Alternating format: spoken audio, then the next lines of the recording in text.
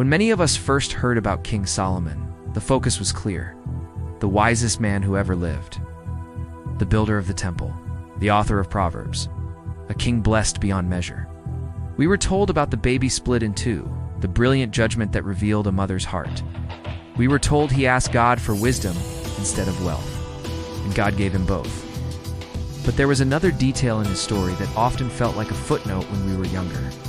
700 wives, 300 concubines, 1,000 women. As children, we heard it almost casually, as if it were just another sign of ancient royalty. Dogs. The number lingers. How does the wisest man in the Bible accumulate 1,000 relationships? Why would someone blessed with divine wisdom ignore repeated warnings about foreign alliances and divided loyalty? And if Solomon was chosen by God, how did his reign end in spiritual compromise? Tonight we explore the complex and contradictory story of King Solomon, found primarily in the first book of Kings. Solomon begins his reign with humility. In a dream, God asks him what he desires. Solomon asks for wisdom to govern well. God is pleased. He grants wisdom, wealth, honor, and peace. Solomon becomes legendary. His kingdom expands. Silver becomes as common as stone. The Queen of Sheba travels to witness his greatness. But woven into this golden age is a subtle warning. The law given earlier to Israel's kings, recorded in the book of Deuteronomy, specifically cautioned, a king must not acquire many wives, lest his heart be turned away. He must not accumulate excessive gold. He must not multiply horses. And yet Solomon does all three. So here's the first contradiction. If Solomon was the wisest man alive, why ignore the very principles written centuries before his reign? Was wisdom intellectual, but not personal? Is it possible to give wise advice and fail to follow it? Historically, royal marriages were political. Each wife often represented a treaty, an alliance, a peace agreement. In that sense, Solomon's marriages were strategic. Marrying Pharaoh's daughter strengthened ties with Egypt.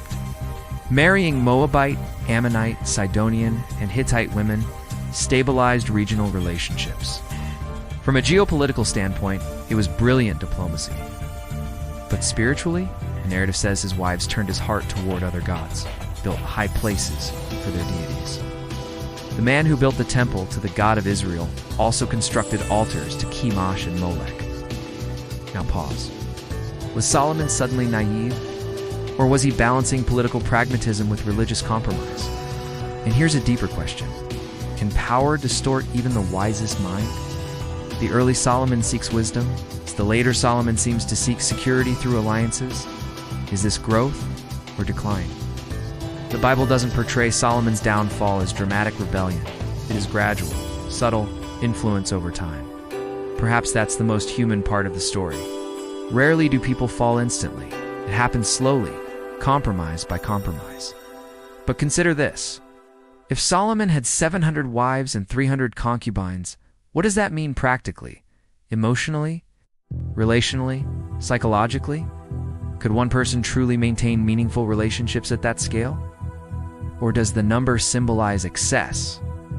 Ancient texts often use large numbers to express magnitude rather than precise census data. Was 700 a way of saying countless? Or does the historical record genuinely reflect immense royal accumulation? Either way, the message is clear. Abundance became excess, and excess became distraction. Text says, his heart was not fully devoted. Not that he abandoned faith entirely, but that his devotion was divided. Perhaps that is the most relevant contradiction for modern readers. Solomon wrote words like, "Trust in the Lord with all your heart." Yet his own heart became fragmented. He spoke of wisdom, yet acted against clear instruction. He built the temple, yet enabled idol worship. So what does that tell us? Is wisdom the same as obedience? Can someone understand truth, but fail to embody it? And what about divine blessing? God granted Solomon extraordinary wisdom. Why allow his decline? Was it free will? A test?